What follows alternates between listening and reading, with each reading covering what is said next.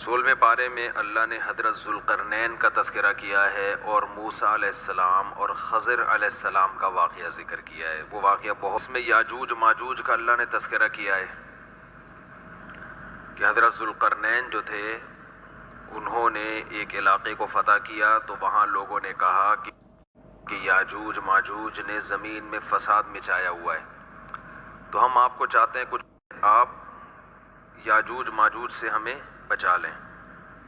تو حضرت ذوالقرنین نے فرمایا کہ مجھے اجرت کی ضرورت نہیں ہے، جو اللہ نے مجھے وسائل دی ہیں ان وسائل کے ہوتے ہوئے مجھے تمہاری کمیشن کی ضرورت نہیں ہے۔ کیا کیا؟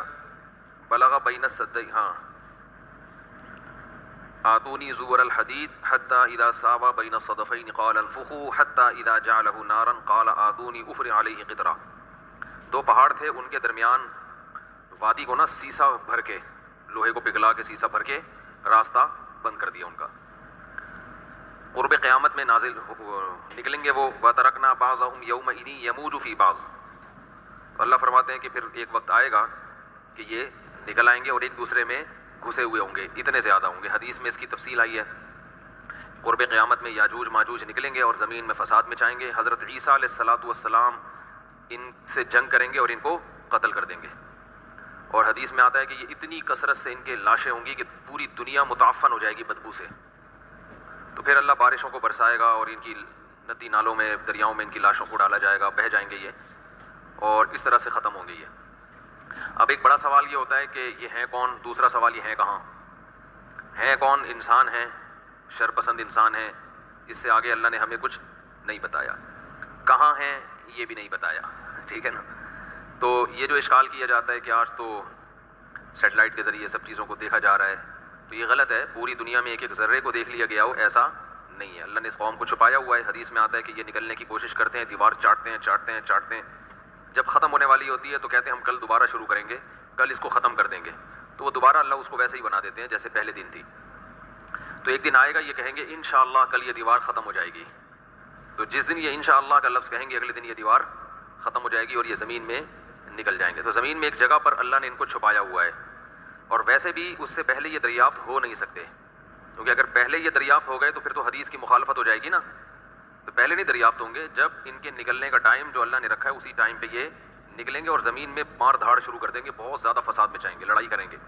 تو بہت کثرت سے ہیں، مگر کہاں ہیں؟ اللہ نے اس پہ پردہ ڈال دیا۔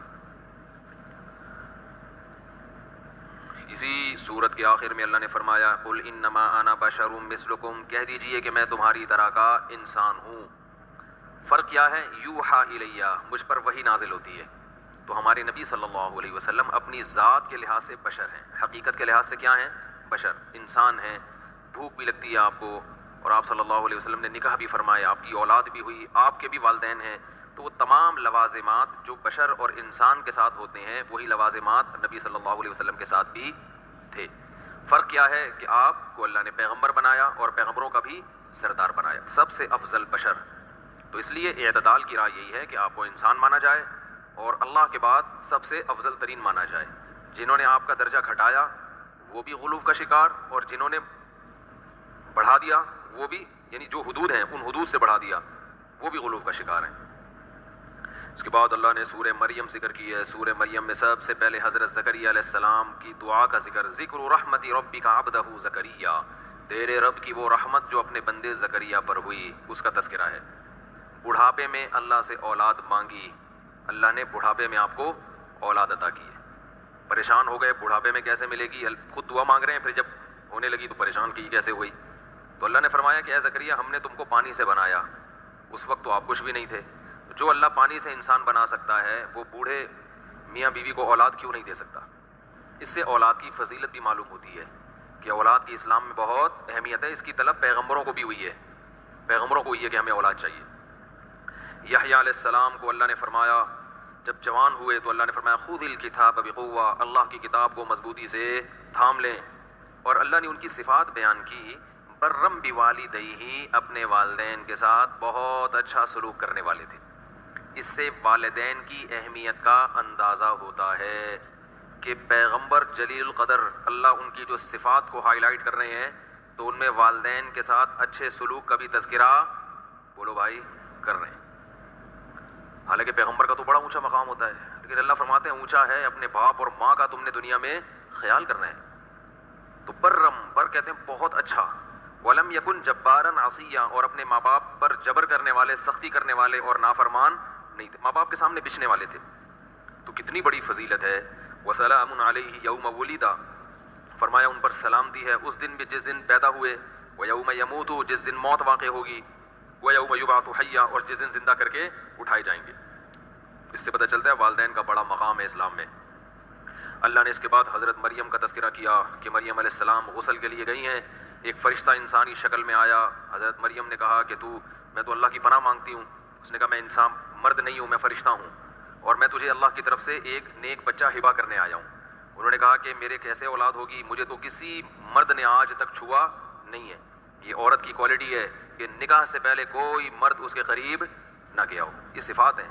حضرت مریم بہت پاک دامن تھیں، بہت نیک تھیں، اس کے بدلے میں اللہ نے ان کے بطن سے پیغمبر کو پیدا کیا، اور ایسا معجزہ رہتی دنیا تک قیامت کی نشانی بنا دیا ان کو، اور اللہ نے اپنی قدرت کی نشانی بنا دیا۔ قیامت کی نشانی اس لیے کہ قرب قیامت میں نازل ہوں گے۔ تو جب حمل ٹھہرا ہے، پریشان ہوئی ہیں بچہ جنتے وقت، بہت پریشان کہ کاش اس دن سے پہلے میں دنیا سے چلی جاتی، کیونکہ پریشان کی قوم کو کیا بتائیں گی۔ اللہ نے فرمایا اے مریم اس کھجور کو کھا اور اس پانی پی کے اپنی آنکھیں ٹھنڈی کر۔ جو تکلیف تھی نا بچے کی ولادت کی، اس سے یہ بھی پتہ چلتا ہے کہ عورت کو پریگننسی میں کھجور کا استعمال کرنا چاہیے۔ سمجھ رہے ہیں کہ نہیں سمجھ رہے؟ کھجور بہت زبردست چیز ہے صحت کے لیے۔ آج پتہ نہیں سموسے کھا رہی ہیں، پکوڑے کھا رہی ہیں، اور رول دیکھا ہے؟ گول گول رول نہیں ہوتا، رول کا کوئی رول نہیں ہے صحت بنانے میں، وہ میدا ہے، وہ بھی گھی میں تلا ہوا، وہ کھائے جا رہے ہیں، پھوڑے جا رہے ہیں، پھر پیٹ خراب ہوتا ہے، اور پھر جب پیٹ ہی خراب ہے تو صحت کہاں سے بنے گی۔ افطاری میں لوگ کھجوریں نہیں کھا رہے تمیز سے، یہ بھی دیکھا ہے۔ ایک کھجور کھائیں گے اس کے بعد ڈائریکٹ پکوڑوں پہ آ جائیں گے۔ کھجور تو پیٹ بھر کے کھاؤ، تسلی سے کھاؤ، اتنی زبردست چیز ہے۔ تو اللہ نے فرمایا حضرت مریم کو جو تکلیف ہو رہی ہے تو فکلی وشربی وقرری عینا، یہ تر کھجوریں کھا اور پانی پی اور اپنی آنکھوں کو ٹھنڈا کر۔ اور جب کوئی انسان تجھے لوگ اعتراض کرے کہ یہ بچہ کہاں سے آیا، تیری تو شادی نہیں ہوئی، تو کہہ دینا انی نذرت للرحمن صوما، میں نے آج رحمان کے لیے چپ کا روزہ رکھا ہے، اشارے سے کہہ دینا فلن اکلم اليوم انسیا، آج میں کسی انسان سے بات نہیں کر سکتی، اشارے سے بتا دینا۔ کیسی آزمائش ہے، لوگ کہیں گے آج ہی روزہ رکھنا تھا، ہے بھائی، لوگ تو اور زیادہ الزامات لگائیں گے نا، لیکن اللہ اپنے بندوں کو آزماتا ہے، تو جو آزمائش میں پورے اتریں پھر اللہ ان کی مدد کرتا ہے۔ حضرت مریم اس بچے کو اٹھا کے لائی ہیں۔ قالوا یا مریم لقد جئت شیئا فریا، اے مریم یہ تو کیا لے کر آ گئی ہے، ما کان ابوک امرأ السوء، تیرا باپ بھی برا آدمی نہیں تھا، وما کانت امک بغیہ، تیری ماں نے بھی کبھی بدکاری نہیں کی۔ شریف خاندان ہے، کوئی ایسے خاندان میں کوئی پیدا ہو نا، عورت کے ابا کا بھی پتہ نہیں کہ کس کس سے تعلقات ہیں، اماں کے بھی بہت سارے فرینڈ ہیں، تو بچی کے بھی ہو گئے تو چلو بھائی ان کا تو کلچر ہی یہی ہے، لیکن باپ دادا سارے نمازی پرہیزگار پاک دامن پیغمبروں کا خاندان، ماں ننیال بھی پیغمبروں کا خاندان، تو اے مریم ایسے پیارے خاندان میں پیدا ہو کے تو نے یہ کیا کر دیا؟ تو کیا کہنے لگی؟ اشارت الیہ، بچے کی طرف اشارہ کیا۔ ظاہر ہے کچھ کیا بولیں گے، کوئی مانے گا؟ اور کیف نکلم من کان فی المہد صبیا، اے مریم ہم اس بچے سے کیسے بات کر سکتے ہیں جو تیری گود میں ابھی چھوٹا ہے، وہ تھوڑی بولتا ہے۔ ادھر حضرت مریم کو یہ طعنہ ملا کہ یہ بچہ کیسے بولے گا، ادھر حضرت عیسیٰ ابن مریم کو اللہ نے قوت گویائی عطا کی۔ حضرت عیسیٰ علیہ السلام فوراً کہتے ہیں انی عبد اللہ، میں اللہ کا بندہ ہوں، آتانی الکتاب، اور معمولی بندہ بھی نہیں ہوں، بہت بڑا پیغمبر بننے والا ہوں۔ تم تو یہ کہہ رہے ہو نا معاذ اللہ ولد الزنا، ولد الزنا نہیں بلکہ عام لوگوں سے بھی زیادہ مبارک، جو عام حلال نسب کے ہوتے ہیں ان سے بھی زیادہ میرا مقام ہے۔ آتانی الکتاب، اللہ مجھے کتاب دے گا، وجعلنی نبیا، اس نے مجھے نبی بنایا، وجعلنی مبارکا اینما کنت، زمین میں جہاں جاؤں گا برکتیں اپنے ساتھ لے کر جاؤں گا، واوصانی بالصلاۃ والزکاۃ، نماز قائم کروں گا، زکوٰۃ ادا کروں گا جب تک میں زندہ رہوں گا، وبرم بوالدتی، اور میرے اللہ نے مجھے اپنی ماں کے ساتھ اچھا سلوک کرنے والا بنایا۔ دیکھو اس سے پیچھے یحییٰ علیہ السلام کا ذکر، وہاں بھی اپنے والدین کا تذکرہ، یہاں عیسیٰ علیہ السلام کا ذکر، یہاں بھی کیونکہ باپ نہیں تھے حضرت عیسیٰ کے، صرف ماں تھی، تو یہاں بھی اپنی ماں کے ساتھ حسن سلوک کا تذکرہ۔ ماں کی گود میں کہہ رہے ہیں اپنی ماں سے اچھا سلوک کروں گا، اس کا مطلب ماں اور باپ سے اچھا سلوک کرنا اتنا اہم حکم ہے کہ اللہ پیغمبر ماں کی گود میں بچپن میں اللہ سے ان سے یہ کلمات نکلوا رہے ہیں اور قرآن میں ان کلمات کا تذکرہ کر رہے ہیں، اس کا مطلب یہ معمولی حکم بولتے کیوں نہیں بھائی؟ نہیں، کیونکہ ماں کی گود میں ایک جلیل القدر پیغمبر بچپن میں جب بات کرے گا تو اللہ اس کی زبان سے وہی باتیں نکلوائیں گے نا جو بہت زیادہ اہم ہوں گی. چھوٹی موٹی نصیحتیں تو ساری زندگی چلتی رہیں گی بھائی. دیکھو جب آپ مرنے لگتے ہو تو بہت اہم اہم باتیں کر کے جاتے ہو نا. آپ کی موت واقع ہونے والی ہے، آپ نے کہا یار بچوں کو نصیحت کرنی ہے، میں دنیا سے جا رہا ہوں. اب آپ نے سارے بچوں کو بلایا، کوئی امریکہ سے جاپان سے سارے بچے آ گئے. آپ نے کہا بیٹا مجھے کینسر، اللہ نہ کرے بیٹا مجھے کینسر ہے، اب میں دنیا سے جا رہا ہوں. تو بچے کہیں گے ابا آپ کوئی نصیحت کریں، اہم اہم نصیحتیں آپ جا رہے ہیں بتائیں. بیٹا وہ چینی کا ڈبہ جو ہے نا میں نے کھلا رکھا ہے باہر، اس پہ مکھیاں بیٹھیں گی، جب میں دنیا سے چلا جاؤں ایسا نہ ہو وہ چینی خراب ہو جائے، ڈھکن ڈبے پہ لگا دینا. بات آ رہی ہے سمجھ میں؟ آپ لوگ کی سمجھ میں نہیں آ رہی تو باقی ویڈیو میں کہاں سمجھ میں آئے گی لوگوں. ایسی وصیت کرو گے. بیٹا میری بائک جو ہے نا اس کا ٹائر پنچر ہو گیا ہے، ایسا نہ ہو میرا انتقال ہو جائے اور تمہیں ایمرجنسی میں بائک کی ضرورت پڑے، پنچر کی دکان بند نہ ہو جائے کہیں، میرے مرنے سے پہلے پہلے یا میرے مرتے ہی فوراً پنچر لگا دینا. بیٹا یہ ٹیکس ادا نہیں کیا میں نے، یہ ادا، بجلی کا بل رہ گیا، آج آخری تاریخ ہے، ٹھیک ہے نا. تو بچے کیا کہیں گے ابا یہ سب چیزیں تو چلتی رہتی ہیں، آپ نے ہمیں بلایا اور اتنی اہمیت کے ساتھ ہمارے سامنے، ہم تو سمجھ رہے تھے پتہ نہیں کیا کوئی جائیدادوں کا جھگڑا ہے جو آپ حل کریں گے بیٹھ کے. تو وصیت ہمیشہ اس وقت کی جاتی ہے جب کوئی بہت، اس وقت آپ اپنی زندگی میں جو سب سے اہم ترین احکام ہوں گے نا ان کا تذکرہ کرو گے آپ. تو اللہ نے بھی وصیت کا لفظ استعمال کیا. حضرت عیسیٰ کہہ رہے ہیں میرے رب نے مجھے وصیت کی ہے. اللہ تو دنیا سے نہیں جاتے نا، لیکن اللہ اپنے لیے وصیت کا لفظ کہ میں عیسیٰ کو وصیت کر رہا ہوں نماز کی، زکوٰۃ کی اور ماں کے ساتھ اچھے سلوک کی. ماں اور باپ، کیونکہ ان کے باپ نہیں تھے تو صرف ماں کا تذکرہ ہے. تو یہ اس کی علامت ہے کہ کوئی اللہ یہ بتانا چاہ رہے ہیں کہ دیکھو جیسے کوئی دنیا سے جاتے ہوئے انتہائی اہم باتیں کر رہا ہے تو میں دنیا سے تو نہیں جا سکتا، لیکن میری باتوں کو ویلیو وہی دینی ہے جو دنیا سے جاتا ہوا شخص ویلیو دے رہا ہوتا ہے. ایک تو یہ، تو اس میں اللہ نے نماز اور زکوٰۃ کے ساتھ ماں کے ساتھ اچھا سلوک. دوسرا کہ یہ وصیت حضرت عیسیٰ جوان ہو کے بھی بتا سکتے تھے. جب جوان ہوتے تو لوگوں کو جو جہاں بہت سے احکام دیے انہوں نے عیسائیوں کو وہاں یہ بھی بتاتے کہ اللہ کا حکم ہے ماں کے ساتھ اچھا سلوک کرو. لیکن یہ وصیت ماں کی گود میں بتا رہے ہیں جب معجزاتی طور پر قوت گویائی عطا کی ہے. حالانکہ اس وقت اس کی ضرورت نہیں تھی، اس وقت تو صرف اتنا بتانا کافی تھا کہ میں معاذ اللہ ولد الزنا نہیں ہوں. ایک معجزے کے طور پہ لوگوں کو بتاتے، لوگ یقین کر لیتے بھائی ماں کی گود میں اللہ بلوا رہا ہے ان سے تو یہ اللہ ہی کے پیغمبر ہیں. لیکن اس اپنی نبوت کا بھی اعلان کے ساتھ ساتھ نماز، زکوٰۃ اور ماں کے ساتھ حسن سلوک. اس سے پتہ چلتا ہے اسلام میں نماز کی ویلیو، زکوٰۃ کی ویلیو اور والدین کے ساتھ اچھے سلوک کی ویلیو کا پتہ چلتا ہے. آج ایک تو انتہائی افسوس کے ساتھ کہنا پڑتا ہے یہ جو یوٹیوبرز نے جھگڑوں میں ڈال دیا نا صحابہ کے بارے میں، حضرت معاویہ کے اختلاف، بنو امیہ نے یوں کر دیا، محمد بن قاسم نے یوں کر دیا، جو سارے اسلامک ہیروز کو زیرو بنا دیا. اور ایک فضول جھگڑا رفع الیدین امام کے پیچھے فاتح. یوٹیوب پہ جائیں یہی ملے گا. 70 سال پہلے جاؤ گے تو امام حنیفہ آئیں گے تو اس سے 76 سال اور پیچھے چلے جاؤ تو نبی آ رہے ہیں تو ڈائریکٹ نبی تک کیوں نہیں پہنچ جاتے، ابو حنیفہ تک جانے کی کیا ضرورت ہے. یہ فسفسے ڈالنا لوگوں کے دماغ میں. وہ بھائی ابو حنیفہ تک جو جا رہا ہے وہ بھی نماز سیکھنے کے لیے کہ نبی کی نماز کو انہوں نے ہم سے زیادہ سمجھا ہوگا. اختلافی مسائل جو بحثیں امت میں ختم ہو چکی ہیں. امت نے یہ ثابت کر دیا ہے بحثیں کر کے، کتابیں لکھ کے کہ بھائی رفع الیدین والی نماز بھی ٹھیک اور رفع الیدین نہ کرنے والی نماز بھی ٹھیک. دونوں صحابہ میں دونوں اختلافی مسئلے ہیں. کچھ صحابہ رفع الیدین کے ساتھ نماز پڑھتے تھے، کچھ رفع الیدین کے بغیر. امام ترمذی نے لکھا ہے نا، امام بخاری کے شاگرد، رفع الیدین نہ کرنے کا ذکر آیا تو کہا یہ بھی بہت سے صحابہ کا مذہب ہے. وبہ یقول غیر واحد من اہل العلم من اصحاب النبی صلی اللہ علیہ وسلم. فرمایا بہت سارے صحابہ کا یہی مذہب ہے کہ رفع الیدین کے بغیر نماز پڑھو. تو اب کیا ہوتا ہے، یوں کر لیا یا یوں نہیں کیا. لیکن آپ دیکھو امت کو کس بحث میں، اور انہی لوگوں کے ویورز بھی بہت زیادہ ہوتے ہیں. اتنی صلاحیتیں باپ سے تمیز سے بات کرنے پہ لگا دیتے. میں مسجد نبوی گیا ہوں، وہاں ایک اردو اسپیکنگ مولانا بیٹھے ہوئے ہیں. جب بھی عمرہ کرنے گیا ہوں نا ان کے منہ سے میں نے یہی باتیں سنی ہیں. رفع الیدین ہاتھ چھوڑ کے باندھ کے نماز، ہاتھ چھوڑ کے نماز. کسی نے ان سے پوچھا کہ ہاتھ چھوڑ کے نماز پڑھنا کیسا ہے، انہوں نے کہا بدعت. اس نے کہا امام مالک کا مذہب ہے. اس نے کہا حدیث کو فالو کرو، امام مالک کو فالو مت کرو. میں نے کہا یہ دیکھو یہ لوگوں کا ذہن بنا رہا ہے کہ امام مالک حدیث کے علاوہ کسی اور چیز کو فالو کرتے تھے. اور میں نے کہا یہ مسجد نبی میں تو امام مالک پہلے بیٹھے ہیں آ کے، 1300 سال پہلے یہ امام مالک کی جگہ تھی. وہ تم سے سینئر ہیں. ان کی رائے اگر ہاتھ چھوڑ کے نماز پڑھنے کی ہے تو آپ یہ بتاؤ بھائی یہ بھی ٹھیک ہے اور یہ بھی ٹھیک ہے. تو کسی بھی مجتہد کو فالو کر لو، دلائل دونوں طرف ہیں. تو مسجد نبوی میں ایک انڈین مولانا صاحب بیٹھے ہوئے ہیں, کاش لوگوں کو بتا رہے ہوتے بھائی زنا مت کرو, بھائی چوری مت کرو, بھائی یہاں سے ماں باپ کے حقوق سیکھ کے جاؤ, بھائی بہنوں کی وراثت معاف کرو. وہاں بھی اختلاف عرب علماء جو بیان کرتے ہیں ان میں نہیں ہے.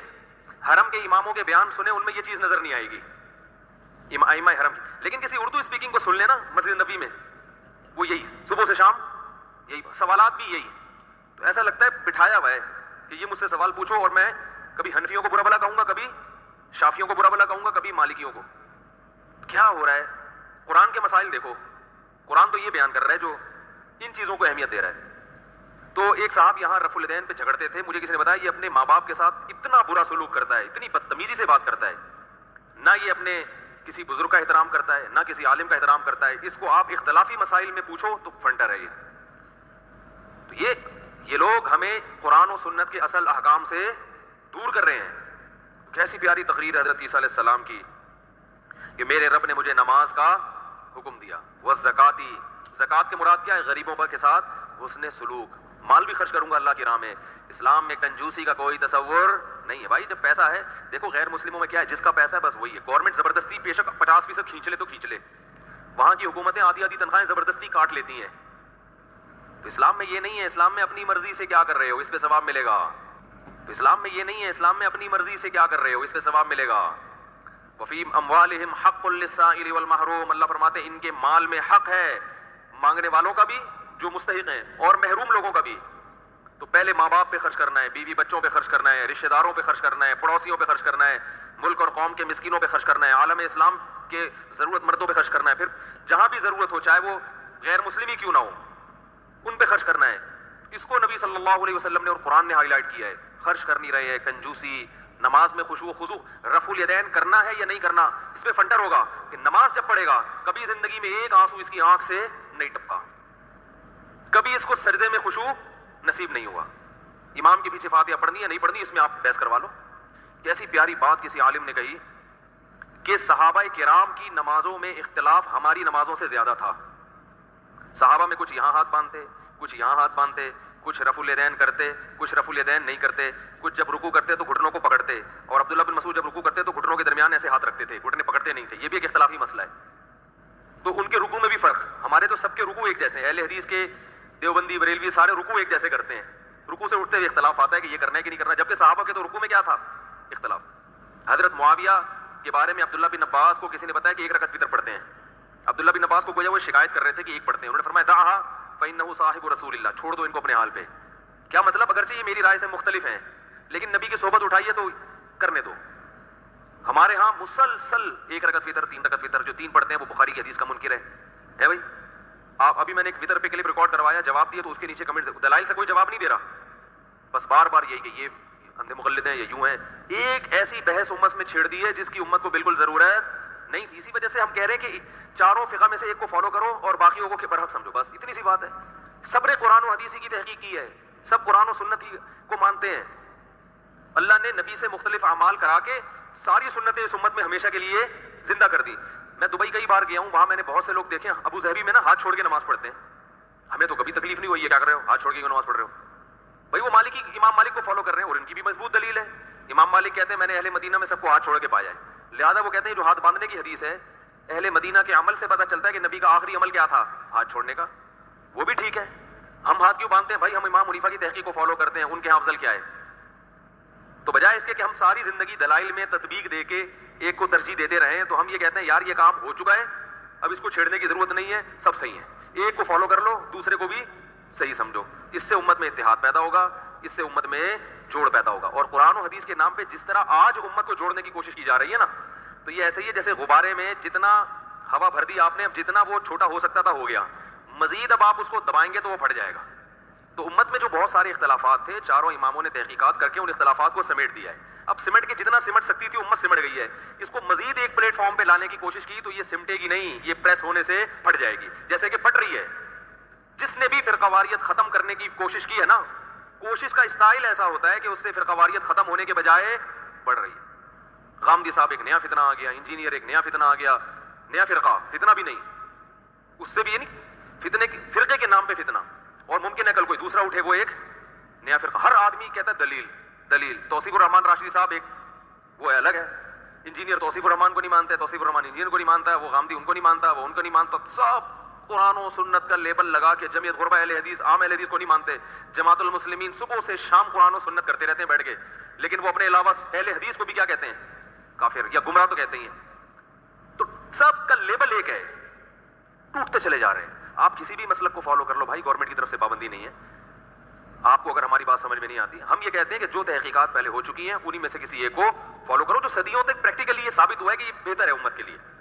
پھر بھی نہیں کرتے تو بھی جو سمجھ میں آ رہا ہے کرو، اپنی رائے دوسرے پر تھوپنے کی کوشش مت کرو، اور امت کو اہم چیزوں کی طرف لے کر آؤ جو قرآن بیان کر رہا ہے، جو انبیاء کی دعوتیں قرآن نے بیان کی ہیں. ما لکم لا ترجون للہ وقارا وقد خلقکم اطوارا. نوح علیہ السلام قوم سے کہہ رہے ہیں شرک چھوڑو، جس نے پیدا کیا ہے اس کو وہ مقام کیوں نہیں دیتے؟ تو آج میں بتا رہا تھا کہ آپ حدیث کی کتابیں اٹھائیں، صحابہ میں مسائل میں ہم سے زیادہ اختلاف تھا، ان کی نمازیں ہم سے زیادہ مختلف تھیں، بہت سارے اختلافات تھے، مگر آپ کو سارے صحابہ نماز میں خشوع و خضوع کرنے والے ملیں گے، سب خشوع و خضوع. بعض صحابہ تو 2 سجدوں کے درمیان بھی رفع الیدین کرتے تھے، آج تو کوئی بھی نہیں کرتا، لیکن بعض انس ابن مالک سے ثابت ہے 2 سجدوں کے درمیان بھی. اور بعض ایسے ہیں جو صرف تکبیر تحریمہ کے وقت کر رہے ہیں، باقی کسی بھی ٹائم پہ نہیں کر رہے، جیسے عبداللہ بن مسعود رضی اللہ تعالیٰ عنہ. تو ہر طرح کے ملیں گے آپ کو. بعض ہاتھ چھوڑ کے نماز پڑھ رہے ہیں، ہاتھ باندھ کے، اور بعض ہاتھ چھوڑ کے. بعض امام کے پیچھے آمین زور سے کہہ رہے ہیں، بعض آمین نہیں کہہ رہے. بعض امام کے پیچھے فاتحہ پڑھ رہے ہیں، بعض نہیں پڑھ رہے. اتنے اختلافات. ایک چیز قدر مشترک تھی، سب نمازوں میں خشوع و خضوع، سب نمازوں میں روتے تھے، سب کی نمازیں لمبی. آج فنٹر ہر آدمی بنا ہوا ہے فتوے لگانے کے لیے، نماز میں خشوع ختم. سارے مسئلے جو ہے نا، سارے دکان کے حساب کتاب کہاں حل ہوتے ہیں؟ نماز میں کھڑے ہو کر. اور نماز محبتوں کے بجائے نفرتوں کا ذریعہ بن رہی ہے. تو اس فرقے کا ہے، تو اس فرقے کا ہے، تیری نہیں ہوتی میری ہوتی ہے، ٹانگیں اور چوڑی کر، تو تھوڑی پتلی کر، ٹھیک ہے نا. ایک مسجد میں گیا، رفع الیدین کی پوری بحث لکھی ہوئی ہے، آمین کی، ادھر آمین کی بحث، ادھر رفع الیدین کی بحث، ادھر امام کے پیچھے فاتحہ کی. میں نے کہا یہ مسجد ہے کیا بلا ہے بھائی؟ یہ بندہ داخل ہوتے ہی دیواریں پڑھنا شروع، پھر بندے بھی بٹھائے ہوئے ہیں. آپ نے 2-3 دفعہ مسجد میں نماز پڑھی، بندہ آ جائے گا، فاتحہ پڑھی نہیں پڑھی، اس پہ بحث شروع. کہیں بھی دنیا میں ایسا نہیں ہے. انڈونیشیا جاؤ، ملیشیا جاؤ، میں تو گیا ہوں نا، وہ فاتحہ پڑھتے ہیں، انہوں نے تو نہیں لگایا ہوا. ہم ان سے کہتے ہیں بھائی ہم فقہ حنفی کو فالو کرتے ہیں، ٹھیک ہے بھائی یہ بھی ٹھیک ہے. نہ ہماری مسجد میں کوئی دیکھا آپ نے؟ مسجدیں، جامع مسجد اہل حدیث، جامع مسجد بریلوی، جامع مسجد دیوبندی، ٹھیک ہے نا. فرقوں کے نام پہ مسجدیں چل رہی ہیں. حنفی دیوبندی پورا لگایا ہوا ہوتا ہے، حیاتی بھی آگے لگا دیا، کسی نے مماتی لگا دیا، پھر چکڑال بھی لگا دیا، کسی نے توحید لگا دیا، پھر بریلوی لگا دیا، پھر اور اہل حدیث لگا دیا. جماعت المسلمین والوں کی تو مسجد کا نام ہی مسجد المسلمین. ان کا خیال ہے کہ جو مسجد المسلمین ہے وہ تو یہی ہے، باقی سب مسجد الکافرین ہے، ٹھیک ہے نا. ایک جماعت المسلمین والے سے کہا، میں نے کہا کہ نبی کے دور میں کوئی جماعت المسلمین نام کی کوئی مسجد دکھاؤ. نبی کے دور میں تو نمرہ مسجد، قبا مسجد یہ تھے. اسی وجہ سے ہماری مسجد کے باہر الفلاحیہ مسجد، کوئی فرقہ وارہ لفظ نہیں ہے. تو جو فرقہ واریت کے خلاف کام کر رہے ہیں نا آج کل، فرقہ واریت سب سے زیادہ وہی پھیلا رہے ہیں. تو روح کو دیکھیں، نعروں کو اور باتوں کو مت دیکھیں، اور ان احکامات کو فوکس کریں جو قرآن نے بیان کیے. تو اللہ نے کیا فرمایا؟ عیسیٰ ابن مریم کہتے ہیں میرے رب نے مجھے حکم دیا نماز کا، زکوٰۃ کا، جیسے چاہو پڑھ لو یار، لیکن دل لگا کے پڑھو، ہلو نہیں نماز میں. ہلتے رہتے ہیں. میں نے دیکھا بعض لوگ کو، ہمارے حضرت تو اتنے تنگ آتے جا رہے ہیں اپنے ابا کو. عیسیٰ علیہ السلام کے بعد واقعہ کس کا ہے؟ حضرت ابراہیم کا. مشرک باپ ہے، بیٹا توحید کی دعوت دے رہا ہے، اور باپ بت بنا بنا کے بیچ رہا ہے. دونوں کا ویژن ایک دوسرے کے بالکل اپوزٹ. تو ابراہیم علیہ السلام کی دعوت میں سب سے بڑی رکاوٹ کون ہے؟ ابا. لیکن بات کرنے کا انداز دیکھو، یا ابدی، اے میرے پیارے ابا. اور ابا کی طرف سے دھمکی مل رہی ہے لارجمنکا، پتھروں سے مار کے ہلاک کر دوں گا. تو یہ نہیں کہا ابا میں تو اتنا سمجھا کے تھک، آپ نے اگر پتھر مارنے کی کوشش کی نا تو میں اولڈ ہاؤس میں آپ کو جمع کرا دوں گا. بہت برداشت کر لیا ہم نے بھی، ٹھیک ہے آپ ہمارے ابا ہیں، مانتے ہیں ہم آپ کے، لیکن ایک چیز کی کیا ہوتی ہے، ہر چیز کی ایک لمٹ ہوتی ہے، حد ہوتی ہے. بہت ہو گئی. مجھے اللہ نے پیغمبر بنا کے بھیجا دین کی دعوت کے لیے. سب سے بڑی رکاوٹ مجھے لوگ تانے کیا دیتے ہیں؟ اپنے ابا کو تو دیکھو، تم تو توحید کی دعوت دے رہے ہو اور ابا بت بنا کے بیچ رہے ہیں. ابا بس بہت برداشت کر لیا. ہم یہ کرتے نا، آپ ذرا پتھر مار کے تو دیکھیں. اپنی اماں کو جا کے بولتے ہیں ابا نے جو ہے نا پہلے بھی ہاتھ اٹھایا میرے اوپر، میں نے برداشت کر لیا، اور اب یہ پتھر سے مارنے کی بات کر رہے ہیں، میرا میٹر شارٹ ہونے لگا، ابا کو سمجھا دیں. یہ ہوتا نا، بلکہ اس سے 10 گنا زیادہ ہوتا. بلکہ باپ یہ دھمکیاں دیتا ہی نہیں. باپ کو پتا ہے کہ میں یہ دھمکیاں افورڈ نہیں کر سکتا. تو جب یہ باپ نے بات کی ہے کہ پتھروں سے مار کے ہلاک کر دوں گا، تو بیٹا کیا کہہ رہا ہے؟ ساستغفر لک ربی. ٹھیک ہے اب میں دعوت سے تو مایوس ہو گیا، لیکن میں اپنے رب سے آپ کی مغفرت کی دعا مانگوں گا. انہ کان بی حفیہ، وہ میرے ساتھ رحم دل ہے. ٹھیک ہے آپ اس کے فرما بردار نہیں ہیں, آپ کی نہیں قبول کرے گا, لیکن میری تو قبول کر لے گا نا آپ کے حق میں, لہذا میں اللہ سے مانگوں گا آپ کے لیے. وہ الگ بات ہے اللہ نے دعائے مغفرت پر خود سے پابندی لگا دی ابراہیم علیہ السلام پر کہ آپ نہیں کر سکتے دعا, لیکن انہوں نے آخری حد تک ہر لحاظ سے اپنے باپ کی خیر خواہی کی کوشش کی ہے, اور پھر ہجرت کر لی کہ جب مایوس ہو گئے کہ اب یہاں فائدہ نہیں ہے تو ہجرت کی ہے, تو اللہ کے لیے قربانی دی, تو پھر اللہ نے اس کے بدلے میں آپ کو ایک نیا خاندان دے دیا. حضرت سارہ اور حضرت ہاجرہ یہ دونوں سے اللہ نے آپ کو اولاد دی, اسماعیل علیہ السلام اور اسحاق علیہ السلام. پھر اسحاق علیہ السلام سے اللہ نے آپ کو بیٹے دیے یعقوب علیہ السلام, اور یعقوب علیہ السلام کے بیٹے تھے یوسف علیہ السلام. سارے پیغمبروں کا سلسلہ پھر انہی کی نسل میں پیدا ہوئے, موسیٰ علیہ السلام, داؤد علیہ السلام.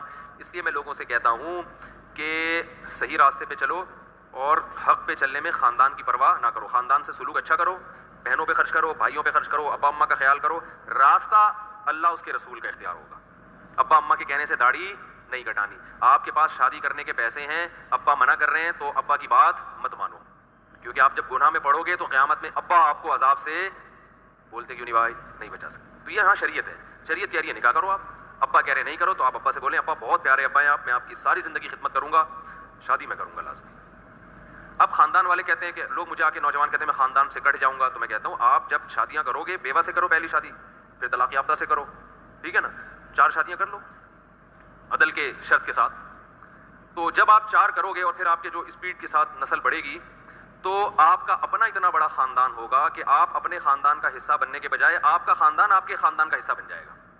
نہیں آ رہی بات سمجھ بھائی, اتنے افراد ماشاءاللہ آپ کے پاس ہول سیل کے حساب سے گھر میں ہوں گے تھوڑے دنوں میں, زیادہ ٹائم نہیں لگتا اس میں.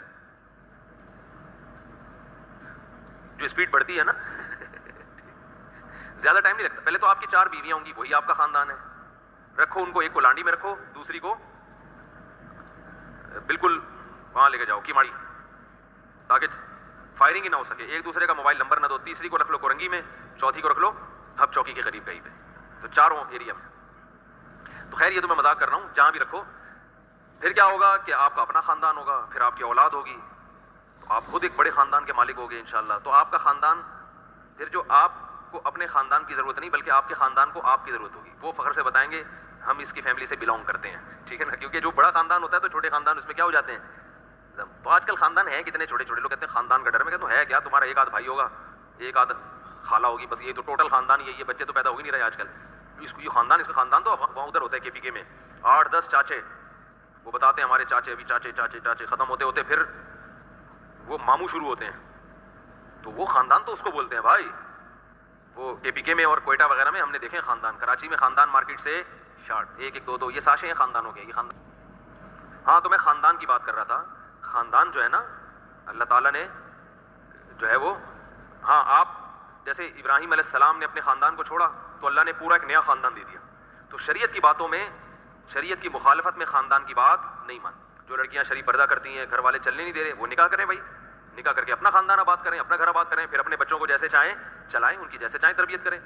تو یہ اللہ کی بڑی نعمت ہے, ورنہ ہم پھنسے رہتے ایک ہی جگہ پہ ساری زندگی, تو کلچر ہی کو فالو کرتے رہتے. تو اللہ نے آپشن دیا بھائی بالغ ہو سائڈ پہ نکلو, ٹھیک ہے نا, اور اپنا ایک نیا خاندان بناؤ, پھر اس کو جیسے چاہو چلاؤ. تبھی تو ہمارے نبی صلی اللہ علیہ وسلم نے حکم دیا نکاح بھی جلدی ہو اور نسل بھی بڑھاؤ, تاکہ مسلمانوں کا اپنا ایک کلچر وہ گرو کرے دنیا میں, وہ پھیلے دنیا میں, کیونکہ جس کی آبادی بڑھتی ہے وہی پھر بالآخر غالب آتا ہے. تو اللہ تعالیٰ نے یہاں پر ابراہیم علیہ السلام کی قربانیوں کا تذکرہ, تو اس میں بھی دیکھو ماں باپ کے ساتھ کتنا اچھا سلوک. کافی ہو گیا, آج بھی 17واں پارہ نہیں ہو سکا, کل پھر ہم انشاءاللہ 17واں اور 18واں دونوں کوشش کریں گے پڑھنے کی. اللہ تعالیٰ سمجھنے کی, عمل کی